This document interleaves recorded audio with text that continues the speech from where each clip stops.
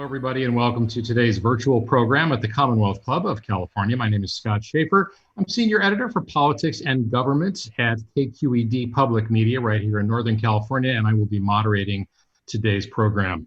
We'd like to thank our members, donors, and supporters for making this and all of our programs possible. We're grateful for their support and hope others will follow their example to support the club during these very uncertain times.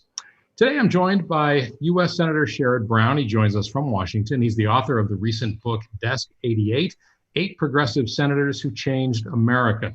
Senator Brown has represented Ohio since his election in 2006, when he defeated incumbent Republican Mike DeWine. Today, he's one of the most powerful and progressive voices in the U.S. Senate. His broad coalition of support, being a populist advocate for blue-collar workers, unions, as well as the middle class, has helped him to defy the state's conservative lean and win re-election twice, most recently in 2018.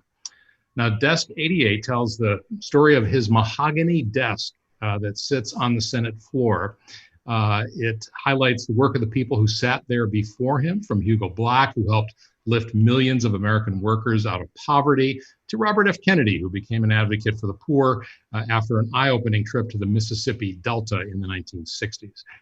In light of the rise of progressive policies in the Democratic Party today, Senator Brown highlights how politicians and the public have successfully fought against entrenched special interests and advanced the cause of economic and racial fairness. Very much an issue that is in the news and in this campaign as well. We'll be discussing a lot of that in the next hour. And of course, we want to hear from you. We want to see and hear your questions. If you're watching along with us, please put your questions into the text chat on YouTube or in the comments section of Facebook, and we'll be getting to those later in the program. And thank you very much, Senator Brown, for joining us today from DC. Thanks. It really is an honor to be in front of the Commonwealth Club. I wish we could do this in person for a whole lot of reasons. And I'm so sorry about what's happening in your state. We all see the footage of it. It's just hard to imagine something like that. So I'm so sorry. Well, thank you for that. Fortunately, the skies are a bit clearer today, so we're grateful for that. I want to ask you about a phrase that you often talk about and which you often also use in the book, which is the dignity of work.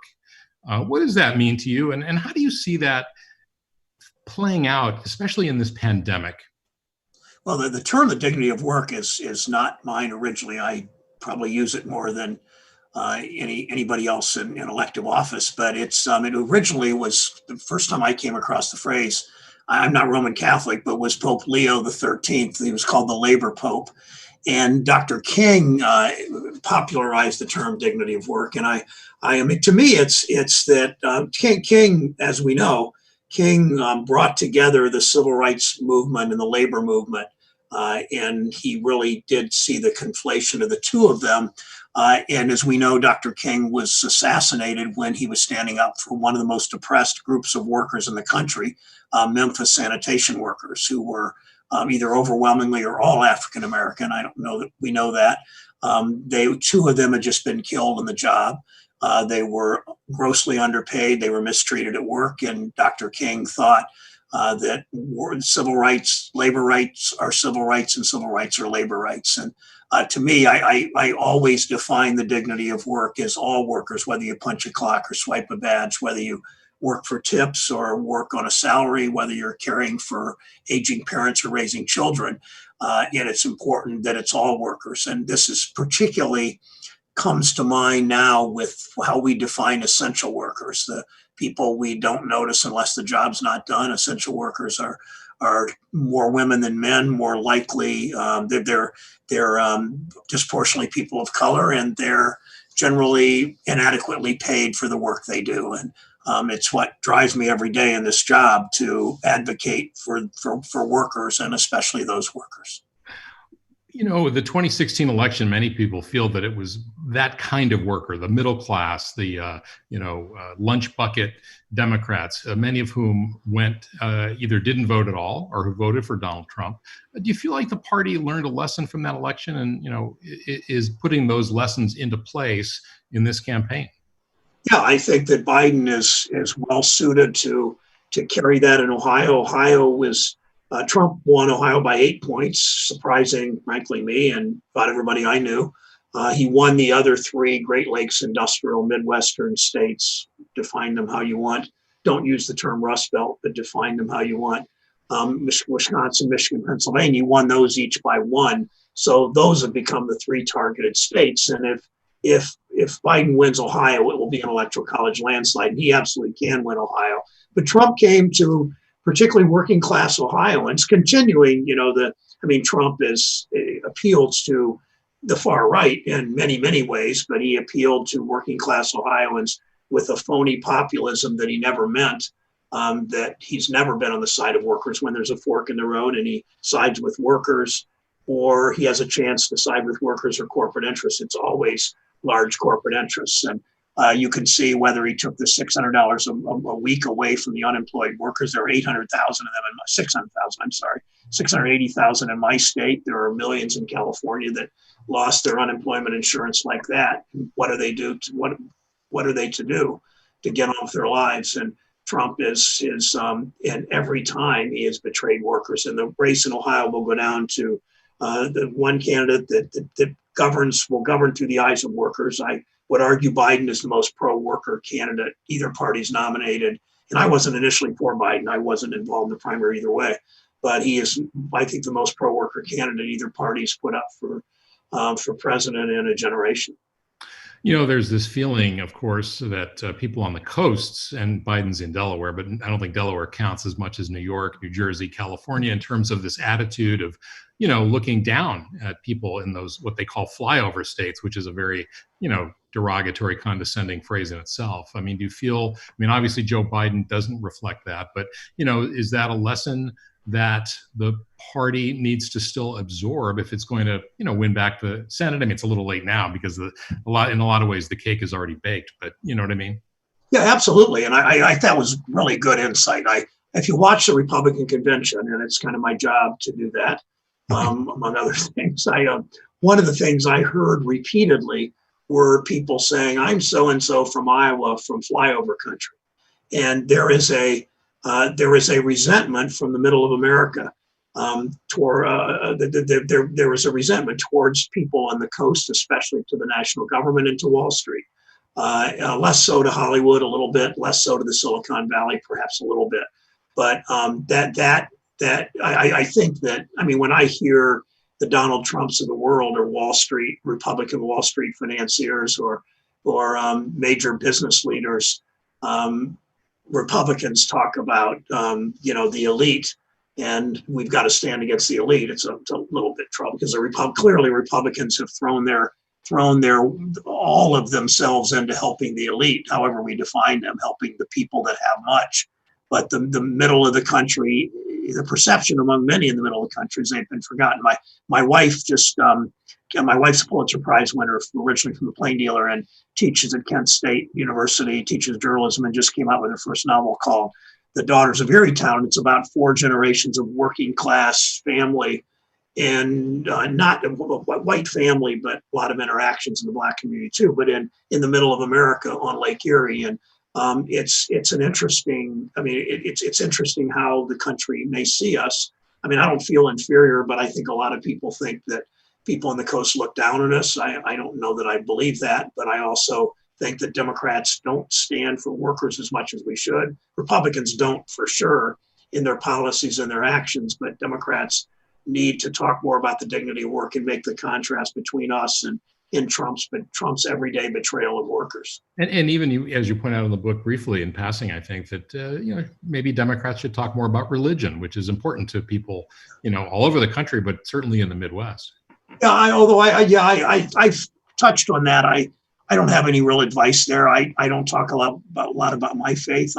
One of my favorite Bible passages, I grew up as a Lutheran, and is Matthew 25, which we all know as, one Christian or non-Christian generally knows. When I was sick, you fed me. When I was thirsty, you gave me drink. When I was in prison, you visited me. What you do to the least of these, you do to me. And I never liked that because Jesus, Maimonides, Muhammad, Buddha, none of them would have said the least of these. That's some translator of centuries ago. And I saw a different Bible called the Poverty and Justice Bible. And it goes like this: when I was hungry, you fed me; when I was thirsty, you gave me drink.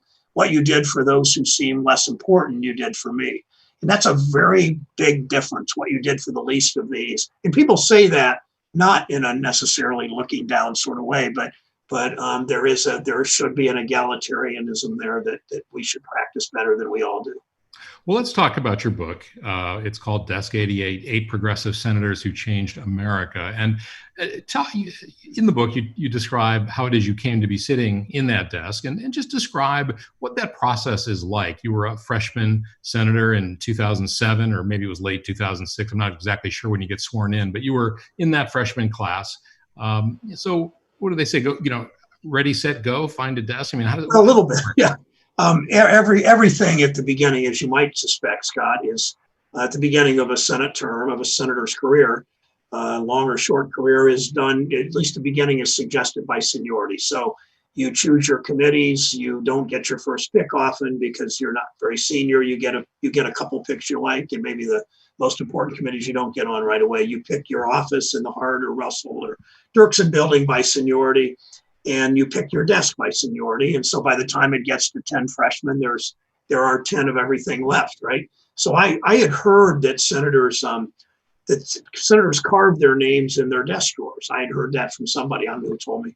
So I walked around to the 10 desks left, and I started looking in drawers and pushing legislation or junk or whatever papers aside. And I saw carvings of the names. I saw Hugo Black of Alabama, George McGovern of South Dakota, Al Gore Sr. of Tennessee, and then it just said Kennedy. No first name, no state. So I walked over. I said, "Ted, come here a second." Ted Kennedy it was 2007, so he was still alive. And he walks over, and I said, "Which brother's desk is this?" And he looked at me and said, "Well, it's got to be Bobby's because I have Jack's. Like he would get to choose before I would." So I thought, I want this desk. So my wife was understands. We both really believe that when you have a new job, you should learn about this, a little bit about the history of that job, who came before you, what they did. You'll just do your job better. So Connie bought me a whole bunch of books that Christmas and went on, ordered a lot of old books, new books, whatever, mostly older books written about some of the people that had my desk and written about the Senate and some of the Ohioans that were in the Senate. And as I started reading them, I thought, I could write about some of these. And I chose, so the desk number was 88. That's the number that they're all numbered by the Senate haphazardly. I don't know how that happened exactly. And I chose 8 senators because it just seemed like a manageable number. And I started working on the book 10 years ago. And I thought it was done about 5 years ago. And I showed it to my wife to read. She had talked to me. She's a very, very good writer. As I said, a Pulitzer winner. And about 5 years ago, she looked at it and she said, "Good start, but you're only about half done," which was not a good week for our marriage. But she was right, because I had written about these 8 senators, but I hadn't. She said, "You need more of you and your thoughts and your analysis and your emotion and all that." So I went back and wrote essays about each of the 8 senators from sort of my viewpoint as a early mid whatever 20th century senator. A lot of senators, especially those who have aspirations to run for president or vice president, I guess, will write a memoir. And this is not a memoir. I mean, it certainly, as you say, it has a lot of you in it, but it's not a memoir. It's about the history of a piece of furniture, and obviously more than that. But I mean, I'm saying, why did anyone say to you, Sherrod, you really ought to write about, what about you, right? Write a memoir. Well, first of all, not to be disrespectful to any of my colleagues, but often senators that write memoirs don't really write the memoirs, as you know, Scott. My wife, and I will not attach a name to this, my wife, who was on good terms with a number of my colleagues, was talking to one of my colleagues who was complaining that his book was not reviewed by the right people, the New York Times or whatever. And Connie looked at him and said, "Think how bad you'd feel if you had actually written it." So there is that. But no, I would never put anything out that I didn't, any major piece out that I didn't write. But it took 10 years to do it. And I don't know, I just started thinking, these senators, there are some common threads running through them. All of them were uneven in their public service. We all are in life. And I think I can teach people something, not just about the Senate or even about the progressive movement, but I think this book in some ways is a template on how progressives, it's a description of how progressives change the country in a really positive way. And it's also a bit of a handbook for how we change the country in the future. And the book came out in November. The timing of the paperback was yesterday, which is kind of perfect, maybe fortuitously, because it really does speak to me and to my colleagues about how we can prepare for a new progressive era starting in January. Well, as you say, these senators did go on to make contributions to the progressive movement, but they didn't all start out that way. And one of them was, as you mentioned, Hugo Black from Alabama, who served from 1927 to 1937, later put on the Supreme Court by FDR.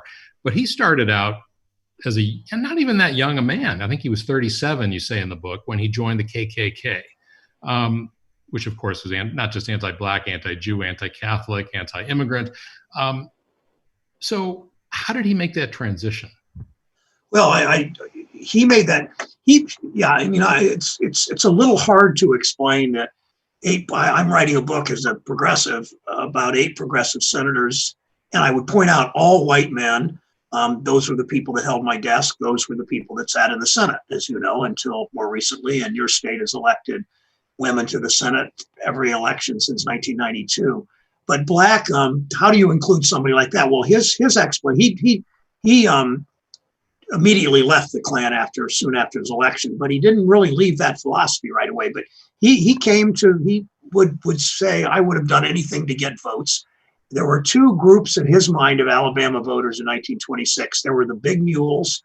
He called them the big mules, M-U-L-E-S. They were the steel companies, the railroads, the mining companies, the power companies. And then there was everybody else. And the Klan had a huge foothold in Alabama politics, understanding, of course, that only white people were voting, essentially. He renounced the Klan fairly soon afterwards. But he said, I would have done anything. Affiliation with the Klan, excuse me, did his affiliation help him get elected, though? Yeah, oh yeah, I think it undoubtedly did. And I think he thought it did. And he said, I would have done anything that helped me get elected.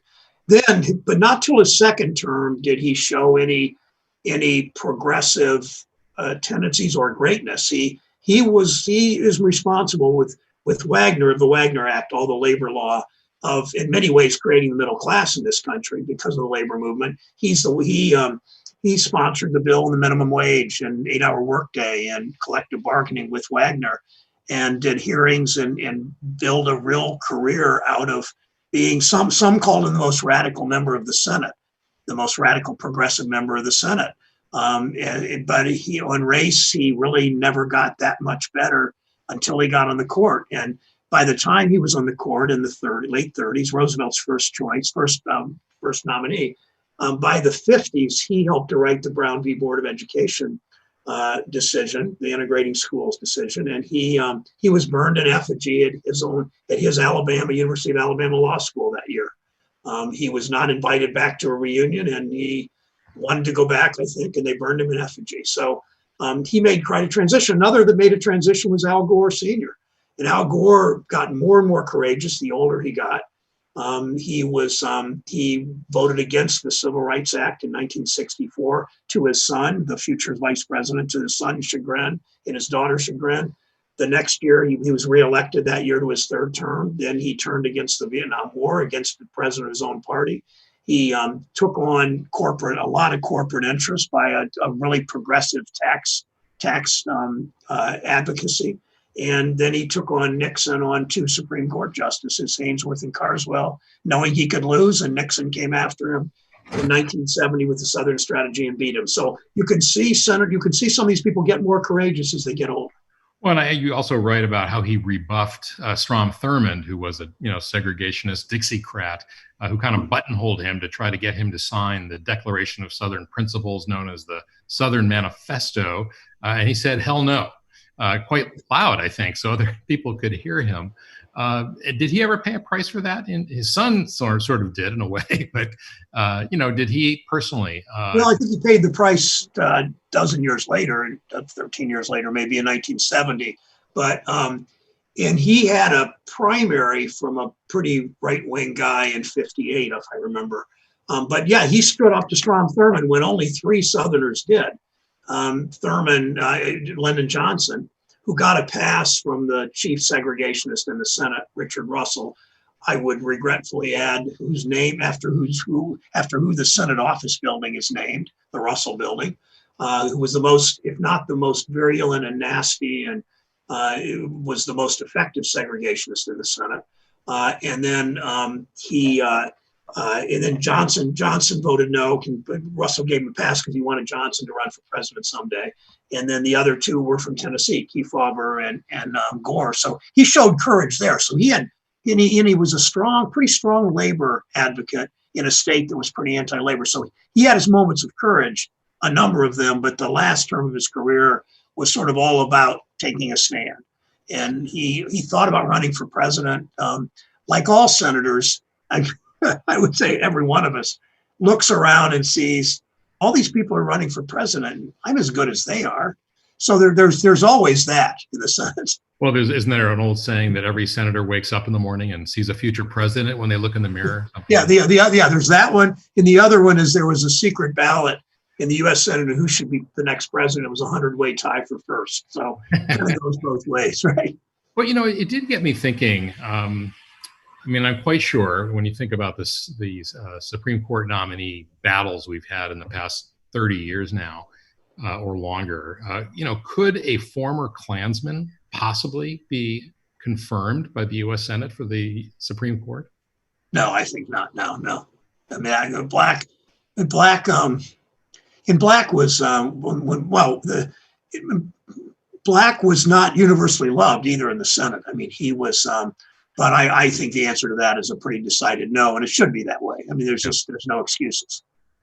It also made me think, there was that moment in the debates, classic, probably one of the most memorable moments in all the Democratic debates, where Kamala Harris challenged Joe Biden, and she alluded to comments he had made about fondly working with people like Strom Thurmond and other very conservative, sometimes anti-Black, racist Southerners. And, Kamala Harris said she was offended by that. I mean, how do you think about that? That kind of willingness, ability, or necessity even of reaching across the aisle to work with people who you really may have very, very little in common with, or even revile some of their very personal. It's especially when it's race, because I mean, there are a number of, I'm sure, racists in the U.S. Senate. We have one in the White House, to be sure. They don't engage in hate speech now. But I'll illustrate the answer with one story, and then I struggle with this because it's always. I mean, I need to get things done for people in my state and in this country, and I'll work with damn near anybody. I don't have to have dinner with them. I don't have to like them. I don't have to, get to know them intimately. But there's a senator from Missouri named Roy Blunt, who's kind of a friend of mine, and he very conservative. He and I were secretaries of state of our states at the same time, and he said to somebody once, Sherrod Brown and I have known each other 30 years, and we've agreed exactly 5 times. And then he laughs and he said, all 5 of those are federal law. So it's important. It's important, whether it's Ted Cruz or Rand Paul or somebody that I don't necessarily love, that if it's something that I think advances something that I care about, it's an important issue, that you work with them. Dropping their names is in a favorable way. But Biden was in the Senate at a time when there were still segregationists there, and they were unfortunately in his and my party. There's, I suppose there were Republicans that were just as heinous as Eastland and Thurmond. And Thurmond became a Republican, as we know. But those are hard moral questions to think about and to decide. But my duty is to work to advance what's best for my state, and to always call out people that are racist or anti-Semitic. Willie Brown, who I'm sure the former Ayatollah of the Assembly, as they used to call him, the Speaker and former mayor, has said you shouldn't have any permanent enemies in politics. If there's something you can work on, if you can be allied on something, you should take that opportunity to do that. And it seems like we've gotten away from that idea. That it's sort of the cancel culture thing. Yeah. Yeah, on the big issues. I mean, the other senator from Ohio's name is Rob Portman. He's very conservative.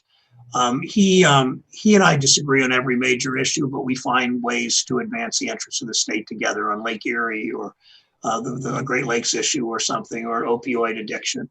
But the Senate is just as divided as the country is. We don't scream at each other. We don't yell at each other much. We work with each other when we need to, and most of the time. But the country is just in a very divided place now, and the political parties are more homogeneous than they used to be. I mean, go back to Biden's beginning in the Senate. There were liberal Republicans. There was Judge Chafee of Rhode Island. There was an African American, Ed Brooke, from Massachusetts. There was Pearson and Javits, and then there were very, very conservative Democrats when he came, like Eastland. So the parties have become more homogeneous in their ideologies. The Republicans still a bunch of white men. There are very few people. There's one guy of color. there's a couple Latinos, I should have said, one African American, and there are a few women. The Democrats are about a third women and will increase after this election, I assume. The Democrats look more like America, but still you see too often in the Capitol, you see that it looks pretty white during the day. And at night, when the cleaning people come in, it's more black and brown. And there still aren't enough staff people of color. There still aren't enough the banking. I do work on banking, housing issues because I'm senior Democrat on the committee. The regulators, even the Democratic regulators, but the Trump regulators are all basically rich white guys that are doing public service in a curious, in my mind, curious sort of way.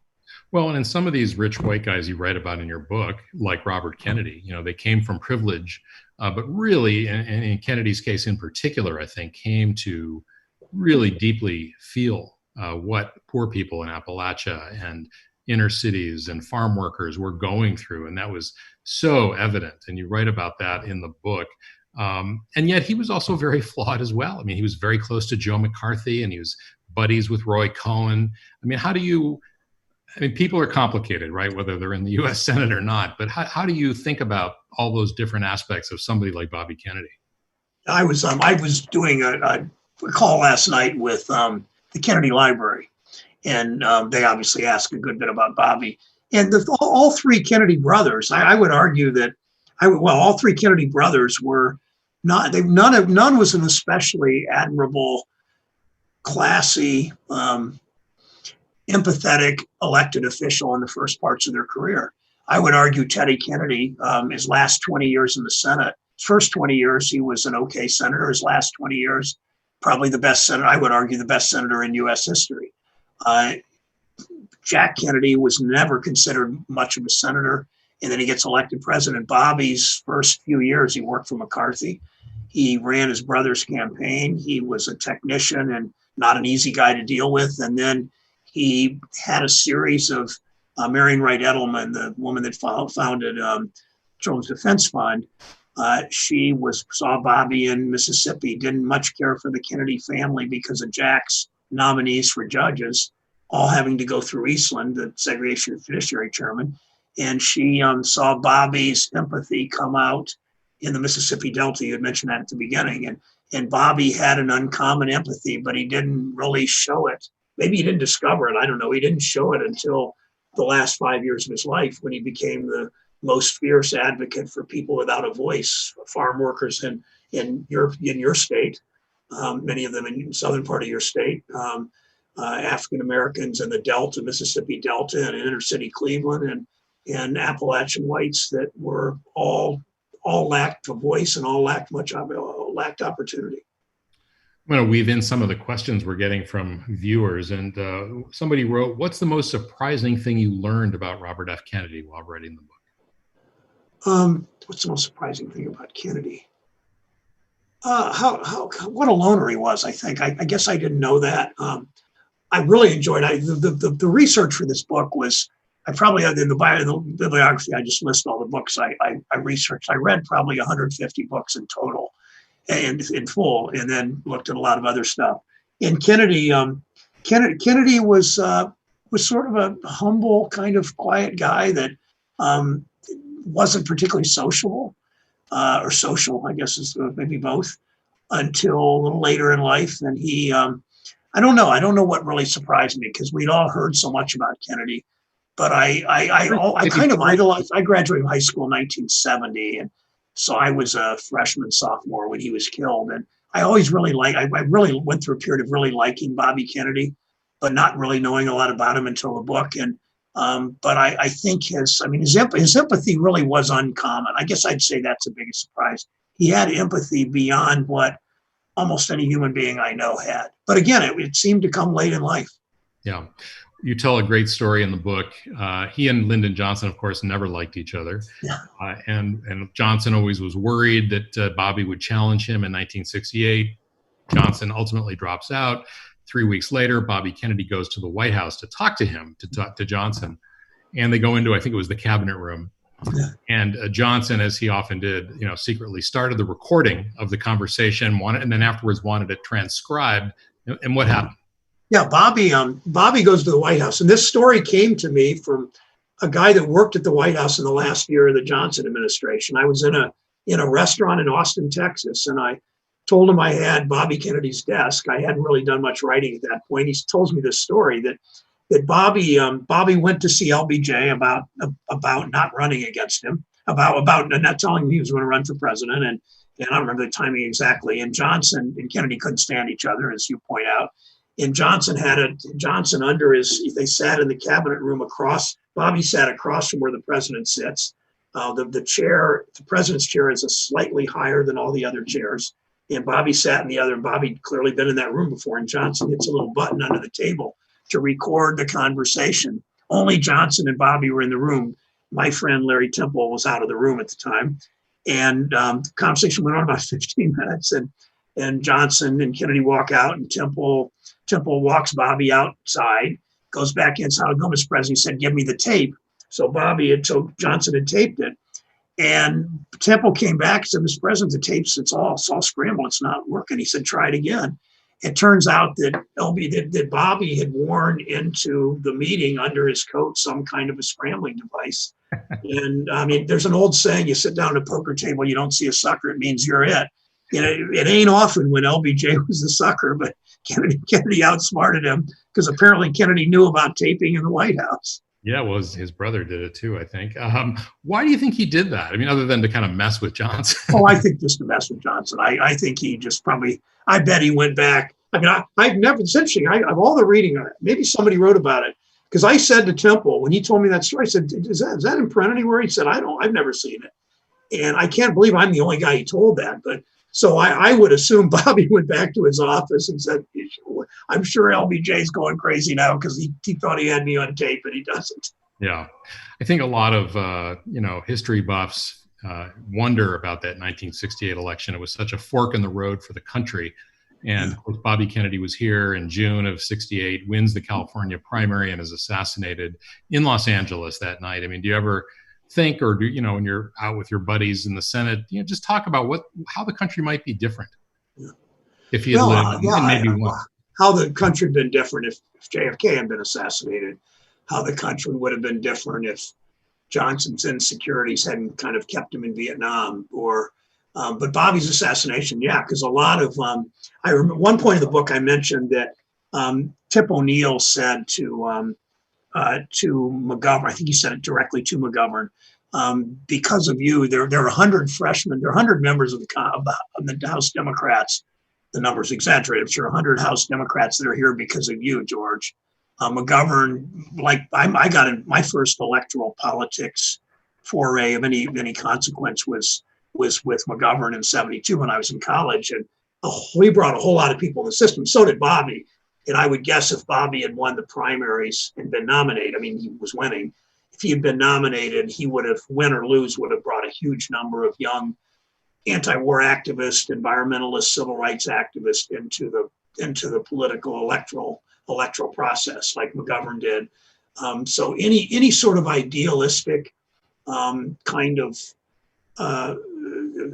charismatic figure like the two of them, McGovern charismatic in a different way, I think brings a lot of new people in. And I remember being crushed on election night in '72. I had convinced my friends McGovern was going to win, and he carried one state. So my political acumen wasn't particularly high in those days. I think, maybe other than Bobby Kennedy, probably George McGovern is the best known of the 8 senators. Depending on where you live, I suppose you may know Al Gore better, Albert Corbett. He, as you say, he was in many ways known for, he was running for president during, the break-in of the Democratic Party headquarters. He gets crushed by Nixon, kind of bungled the nomination of his vice presidential nominee, Eagleton, who had to drop out. And, do you feel in any way that, is the book a way of kind of maybe rounding out his reputation in a way that, maybe reminding people there was a lot more to him than that crushing? Yeah, I wanted to do, that's a really good insight. I wanted to do that because McGovern was the only one of the 8 whom I ever met. And I got to know him in the last 10 years of his life. The last how many years of his life, I went to dinner with him a few times. And you never kind of get over losing a presidential like that, especially to a guy like Nixon. I mean, that's a pretty hard thing to take. But it's interesting. He was seen as a guy in retrospect without many political skills, but he had great political skills to get to the House and get to the Senate. He ran in the most, South Dakota was quantifiably perhaps the most Republican conservative state in the country, Republican state in the country anyway. And he figured out how to win a race and then win a Senate race and 3 times. But he bungled his presidential race. And I think it always ate away at him that he said one day he was talking to me. He told me the story, although I've seen it in writing too. He was talking to Mondale. Mondale lost equally ignominiously, if that's the right word, in 1980, 84. And 12 years later, and McGovern was talking to Mondale. Mondale said, "Hey, George, how long does it take to get over this, losing like this?" And McGovern said, "I'll let you know, because I don't know that you ever do, because it's so one-sided, and your friends all know it. Don't keep it a secret, and it's the pinnacle career. You're riding high. You think at the convention you're going to win, and then." So I would assume the pain is pretty great. And McGovern also had the death of a daughter, a tragic, too young death of his daughter, and like Biden, he had a lot of pain in his life. And McGovern was a really good man. But one other little McGovern story that tells me something about human nature. I was the newest members of the Senate and the majority party tend to preside. Your first term, you tend to be asked to preside over the Senate. And I think it's really cool to get to do it, but some thought it was more of a chore. And I was sitting up there one day, maybe 2009, and when you sit up and you sit as you preside, unlike in the House, and in front of you there are 4 or 5 pages that are just waiting for instructions to run errands. And McGovern walked in the back, and this is in 2009, so he was long past his prime, his political prime. And I said to the page, "Do you know who that is?" And not one of them did. He said, "What's his name?" I said, "George McGovern," and no sign of recognition. And there's a Marcus Aurelius line that I will bungle and won't even try, about how life is, memories of people are so ephemeral, and just a good lesson to learn that we all go back to dust, right? And except Marcus Aurelius wrote it way better than I just said it. That's why people still read Meditations 2,000 years later. Yeah. Talking about that, how hard it is to get over a loss when you run for president. Al Gore used to say, you win some, you lose some, and then there's that third category, which is he won the popular vote and kind of won, many think he won Florida. We're heading into this election where, obviously Donald Trump lost by 3 million votes plus to Hillary Clinton and won anyway because of the Electoral College. How concerned are you about that? I mean, obviously, if it happens again, Trump would twice become president without winning the popular vote. I mean, do you see that as a potential crisis? Oh, yeah, I think it's just anti-democratic to its core. I mean, the Electoral College is there for one reason. It was essentially a slavery compromise with slavery. I read fairly recently, I didn't know this. I'm surprised I didn't. Maybe I don't know, most people do or not, but Jefferson would not have been elected in 1800, would not have beaten the incumbent President John Adams without the extra electoral votes because of the 3/5 rule. So Georgia and Alabama and Louisiana and Mississippi, those states had more population that while only white people could vote and be citizens, black people counted 3/5 for purposes of redistricting, for purposes of Electoral College and redistricting. So the South, 50 of our first 75 years, our country had Southern-born plantation owners. 50 of the first 75 years, our presidents were. The South always had an inordinate amount of power.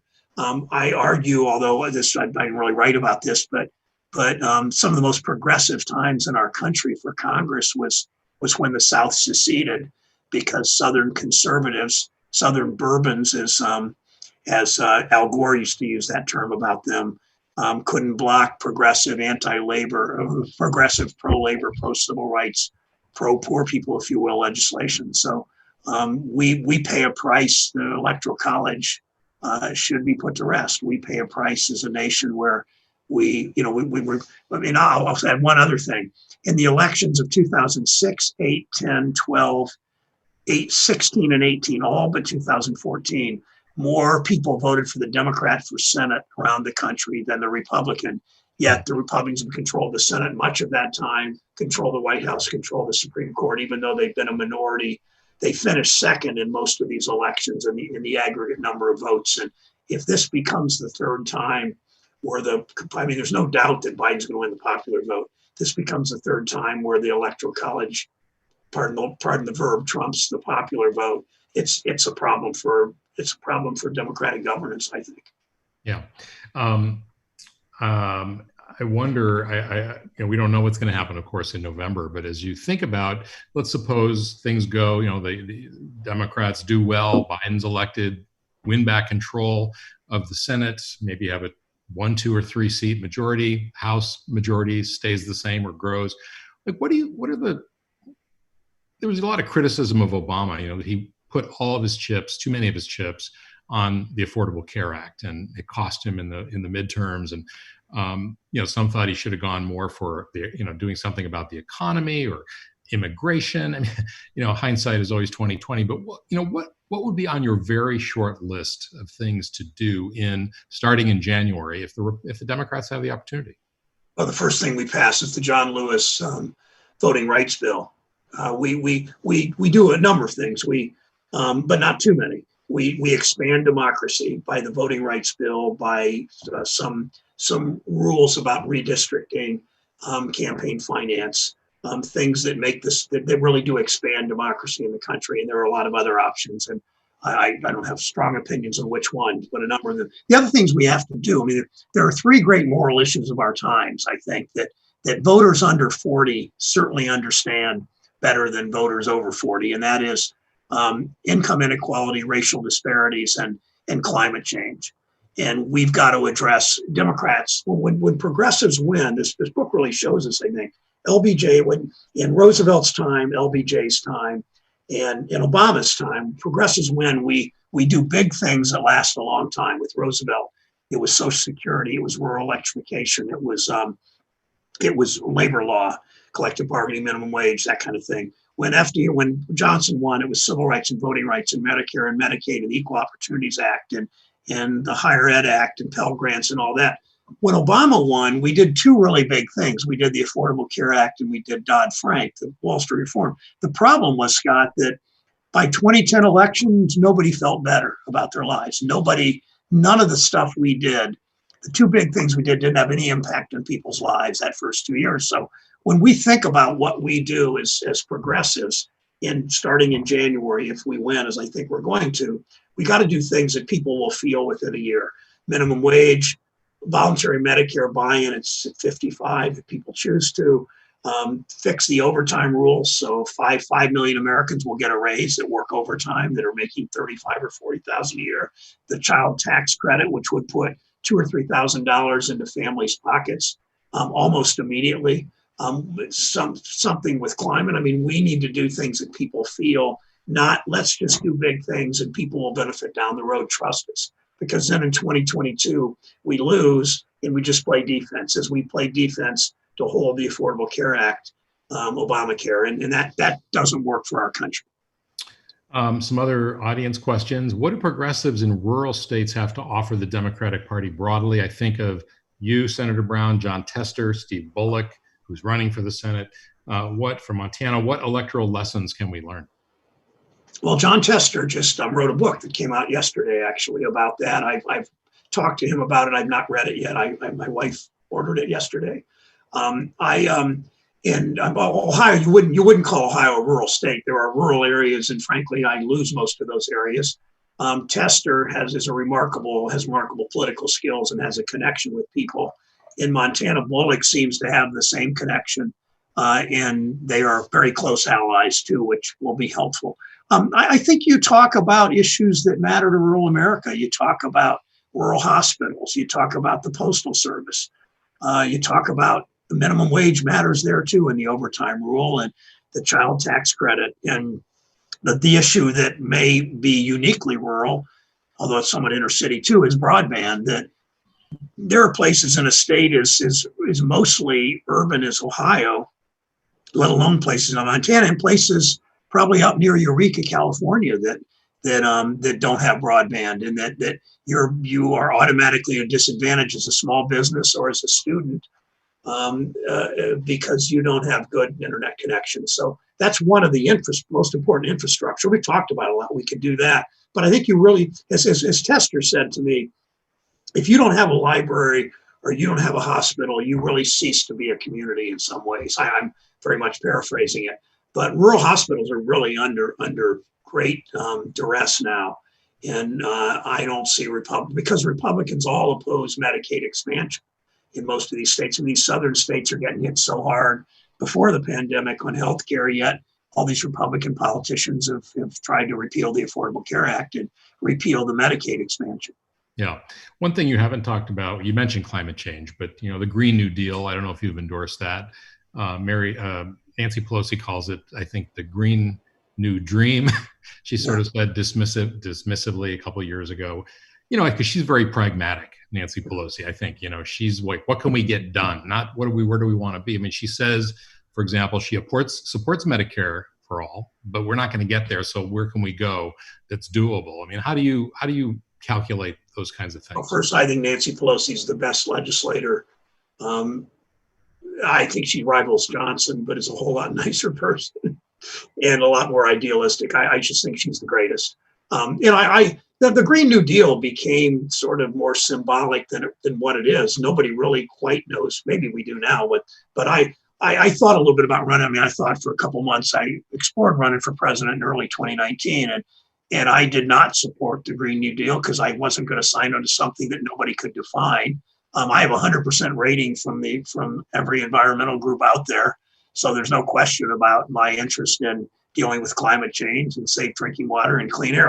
I was hearing today, this is really an example of what we know, what government knows how to do. I was talking to somebody in the southern part of your state today, from LA, and he said the air yesterday, I guess it's better today, as you said too, Scott, the air yesterday reminded him of LA in the 1990s. And we talked about that, and LA, had terrible smog for decades. And government, because of what government did, the air quality in Los Angeles got a whole lot better. It's terrible now because of the fires, but it's the kind of progress we can make. So the Green New Deal, fine. I mean, I aspire to that. I aspire to Medicare for everybody, but I want to get it done. And I introduced a bill with Ted Kennedy. I was in the House then on Medicare at 55. And a congressman from your area, Pete Stark, was the other House sponsor. To allow people to buy into Medicare at 55. It would have made a huge difference in people's lives. And we fell one vote short of getting it in the Senate when Senator Joe Lieberman changed his vote and said it was a moral issue. And to me, it was probably a Hartford insurance issue, but who am I to judge? Yeah. Well, I remember Ted Kennedy saying one of his big regrets is that he basically said no to Richard Nixon's healthcare reform, which really in many ways was more progressive than the ACA. Yeah, that's right. I don't know the details of the Nixon plan, but I have heard people say that. I know Ted Kennedy said that he wished. Yeah. We're all smarter in retrospect. Yes. Here's another question from the audience. What is it like being the only Democratic statewide elected official in Ohio? Is it lonely, or does it drive you to work harder to elect more people like you? Well, it's surely both. We started something this year that we started last year because we lose most elections in Ohio. We have nobody statewide. Our congressional delegation is 12-4 Republican, even though we're a 55-45 state, or better yet, really, for Democrats than 45. And we started a program. I wear a lapel pin when I have a suit on that's a depiction of a canary in a bird cage. You all probably know the mine worker history of Ted Canary down in the mines. Canary died, you got out of the mines, you were on your own, you had no union strong enough or government to care enough to support you. So it's sort of been my, brand or something that I wear this little canary pin. And it signifies to me the positive role of government. That's really what Desk 88's about. It's about what runs through all of it is the positive role that government can play in our lives. And I just think that so I started this program in Ohio where we endorse a lot of local candidates. We do all kinds of things to help them. We raise money for them. I'm doing videos for them, doing all kinds of stuff. And I want to build a farm team. And I think that's going to help Biden win Ohio because there's so much action, so much, there's some real synergism locally now in many parts of the state where new Democratic candidates, mostly women, and many people of color are engaged in their own elections and their allies, and we're going to see some good things happen. What do you make of, I mean, as you say, Ohio is, pretty solidly Republican statewide.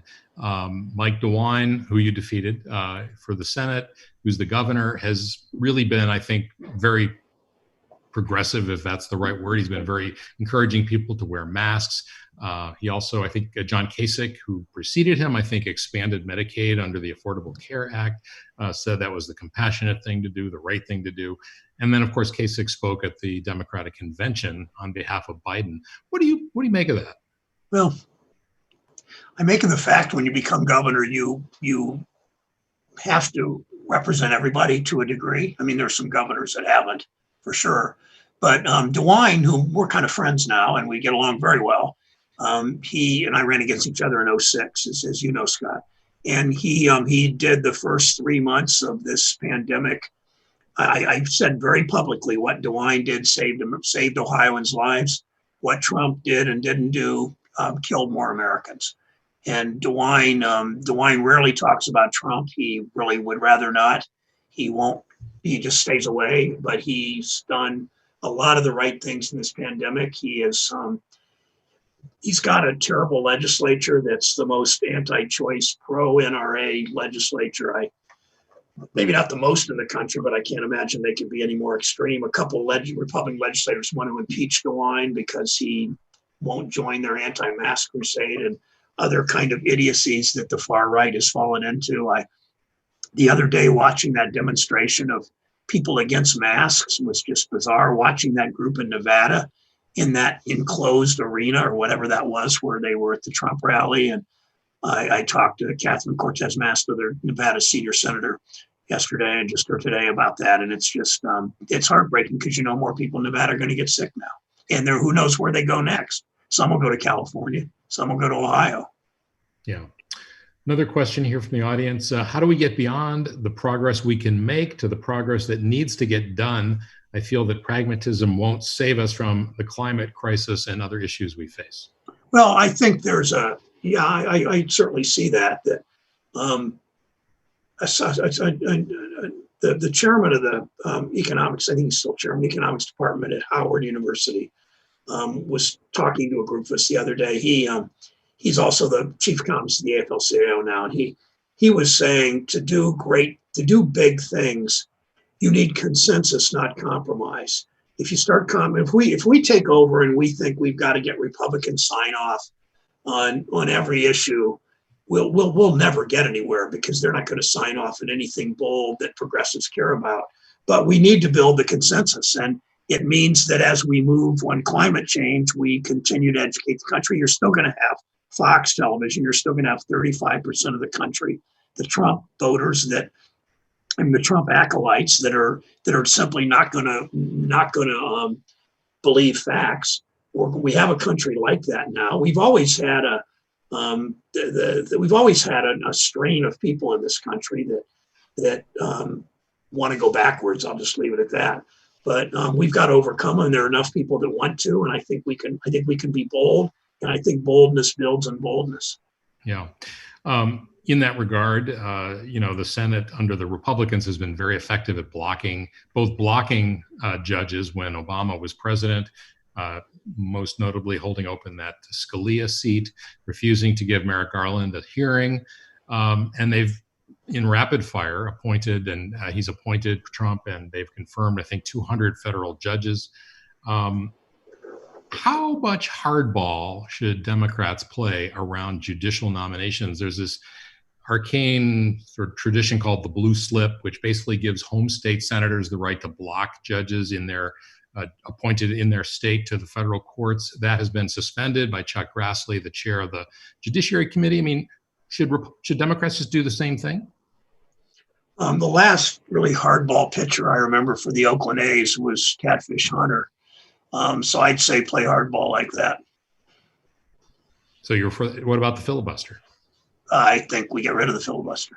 I think you can't. It goes back to democracy. I mean, are we going to allow a bunch of I don't want to say small states because there's small states like Vermont and Delaware that elect people that agree more with me, but with whatever, but with progressives. But are we going to allow a minority of people to continue to block us doing things? I mean, to give 41 senators when none of them are from California, New York, some of the biggest states in the country, maybe Texas, but by and large, 41 senators, mostly from less populous states, to give them the power to override tens of millions of people in New York, California, Ohio, Pennsylvania, Michigan, Wisconsin. No, I think at some point we want to run our country as a democracy. The Electoral College mitigates against that, the structure of the Senate. I mean, I'm not arguing for changing the Senate. We're always going to have 2 senators per state. It's what we are. Although should you add a state? Well, we could certainly do that. That's a possibility. You support making DC a state? What's that? You support making DC a state? I think so. I think DC and Puerto Rico, I think DC is larger than about 5 or 6 other states in population. So why shouldn't they be? Puerto Rico. What's your hesitation? What's that? What's your hesitation? I'm not. I shouldn't have hesitated. I would vote for that. My hesitation is that something that we are going to do in the first number of days? And my thought is probably not. I think the things we do at the beginning are voting rights, and then things that tangibly that affect people in a tangible way: minimum wage, overtime rule, Medicare at 55. These aren't official Democratic Party positions; they're mine.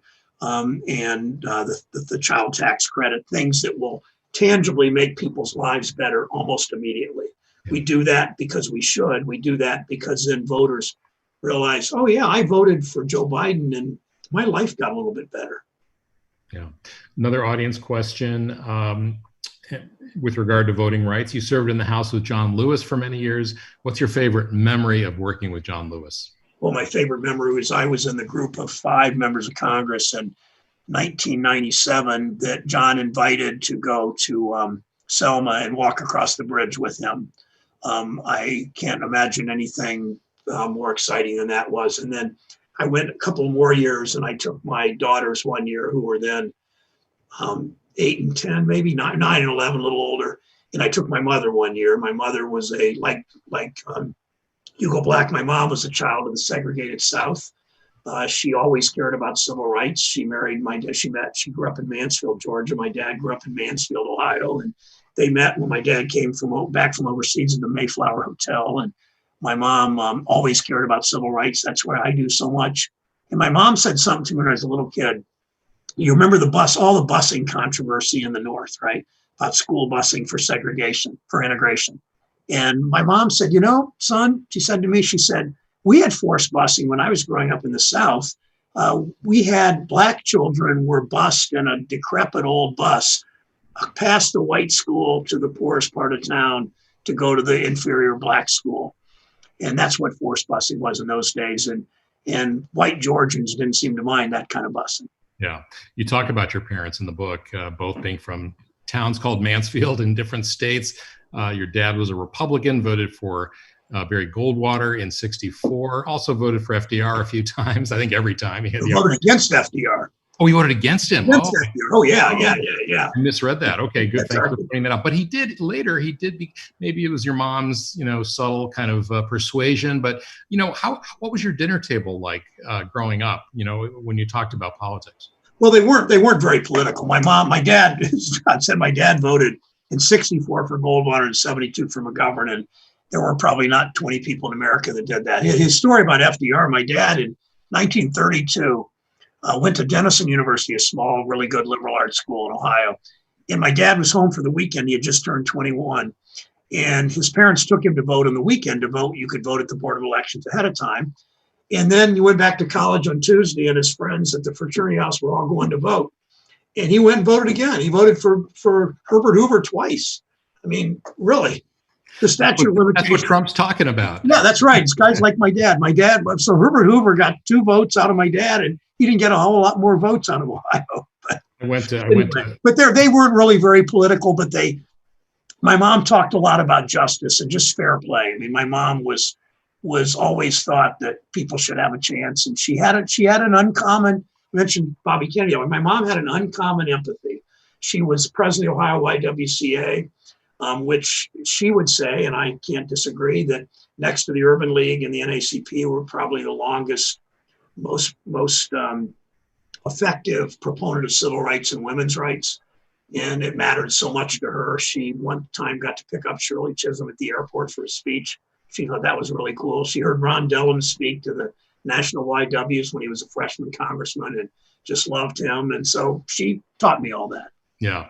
When I interviewed Nancy Pelosi a couple of years ago, I asked her if she had any Republican children. Or I think I said, do you have any Republicans in your family? And she said, well, yes. In fact, my daughter married a Republican. They're living in Texas.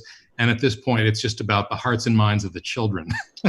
So I'm wondering if do you have any, I don't know how old your kids are, but I mean, do you have, Susan Rice, the former UN ambassador, her son was a big Republican on the campus at Stanford, supported Trump.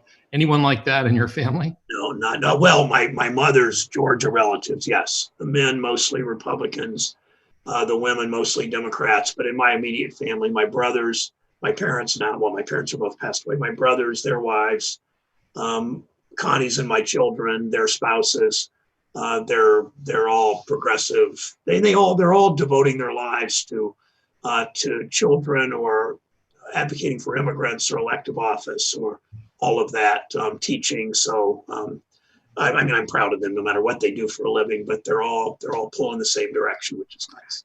Just a couple minutes left. I want to ask two more questions. One, there's kind of this dinner party question of if you could have dinner with anybody in history, who would it be? And since you've written about all these senators, is there not somebody necessarily who you wrote about, but when you think about either the Senate or the historical, political figures in the country, who would you have over for dinner? I'm kind of thinking about that. I would say this. I probably wouldn't have answered it differently last week. I read a piece in the New York Times this Sunday about Maggie Kuhn and what an interesting life she had. She always cared about progressive causes, civil rights and women's rights. And then she was fired from the Presbyterian Church when she was 65. And she went out and changed the world in combating ageism. And she went to Cleveland to a school in Cleveland, Case Western Reserve. It's called now, where my sister-in-law teaches. She was worked for the YWCA, so I saw some things there. But I would think she'd be fascinating to talk to about a life of incredible service. And while she was doing all this activism, she was taking care of a sick mother and I believe a sibling that had a disability. So she was a remarkable woman. So last question, a lot of Americans, especially Democrats, are feeling a lot of despair because of the pandemic, the economy, the political situation. Any words of wisdom or inspiration to make people feel better? Well, yeah, out of the darkest times. I mean, think of how people felt in 1930 and 31, and Roosevelt came on the scene. And I really do believe Biden has been more of an incrementalist as an elected official, as a moderate. But if we'd had this conversation a year ago and you had said Biden will be the nominee, I would have said he just thinks of himself wanting to take the country back to pre-Trump normalcy. I don't think he looks at it that way. I don't think he's moved to the left as much as he realizes he's going to be a consequential president. He could be LBJ, and I expect him to do big things on those three moral issues of our time: on climate, on income inequality, on racial, on structural racism. And I think he believes he wants to do something on those three things. He cares about them. He's going to have people around him that do. He's going to have a House and Senate that do, and he's going to have a country that's supportive of dealing with those three issues. And that makes me really hopeful that I might not have felt 6 months ago. Less than 50 days. Our thanks to U.S. Senator Sherrod Brown, author of the book Desk 88, 8 Progressive Senators Who Changed America. Thanks so much for joining us today. Our pleasure. Thanks for the good question, Scott. Thank you all at the Commonwealth Club. You bet. And there are copies of Desk 88, which is now out on paperback. They're available everywhere books are sold. Make sure you grab one. We'd also like to thank our audience for watching and participating in this live event. If you'd like to watch more programs or support the Commonwealth Club's efforts in making virtual programming, please come to commonwealthclub.org/online. I'm Scott Schaefer. Thank you so much for joining us. Stay well. Thanks. Hi, I'm Dan Ashley, the evening news anchor for ABC 7 News in San Francisco, and I hope you and your loved ones are staying safe, healthy, and comfortable during these very challenging times. I am also a proud board member of the Commonwealth Club, one of our most important Bay Area institutions. The club has been hosting wonderful events with exciting speakers and topics in the Bay Area for over a century. In times of crisis, good information and strong connections in our community are especially important. And during the current COVID-19 crisis, the club has really stepped up. Since March 6th, the club has brought you over 200 live-streamed events with speakers and panelists, including past governors, secretaries of state, university presidents, and noted health experts. Every program includes a live chat, so you and viewers all over the Bay Area and beyond have been able to ask these experts the questions that are on your minds. Every program has been neutral and unbiased in true Commonwealth Club style to get to the bottom of the issues that are so drastically affecting our lives. The club has done all this public service despite being profoundly affected by the crisis. The inability to hold events for the past 2 months has forced the club to cut its budget and staffing by 50%. The remaining staff are working from home to bring the community these valuable and informative live-streamed programs. The club needs your support to continue its shelter-at-home programming. Please make a tax-deductible donation to the club now by texting the word DONATE to 329-4231. That is, donate to 329-4231, or visit the Commonwealth Club website, commonwealthclub.org. We need the club to be here in the months and years ahead to help inform and educate as we figure out how to get our society and our economy safely moving again, consider changes to the way we live, and work as a result of this crisis, and take steps to prevent a future pandemic. Once again, please support the Commonwealth Club now by texting the word DONATE to 329-4231. That is, donate to 329-4231, or visit the website commonwealthclub.org. I want to personally thank you for supporting one of our community's truly great organizations. I'll see you on ABC 7 News and at the Commonwealth Club. Stay safe.